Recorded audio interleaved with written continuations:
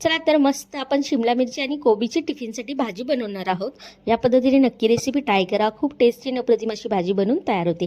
इथे कढई घेतलेली आहे, कढईमध्ये 4 ते 5 चमचे तेल टाकलेले। तेल छान तापलं की त्याच्यामध्ये एक कांदा कट करून टाकलेले, ठेचलेल्या लसणाच्या 7-8 पाकळ्या टाकलेल्या आहेत। नंतर कोथिंबीर थोडीशी टाकलेली आहे। नंतर हे छान तेलामध्ये परतून झाले की त्याच्यामध्ये एक टोमॅटो कट करून टाकलेले, टोमॅटो देखील तेलामध्ये छान असा परतून घेतलेला आहे।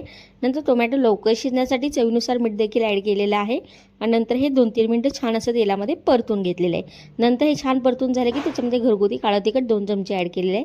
छान असं तेलामध्ये परतून घेतलेलं आहे। नंतर कट करून घेतलेला कोबी आणि शिमला मिरची यामध्ये टाकलेली आहे।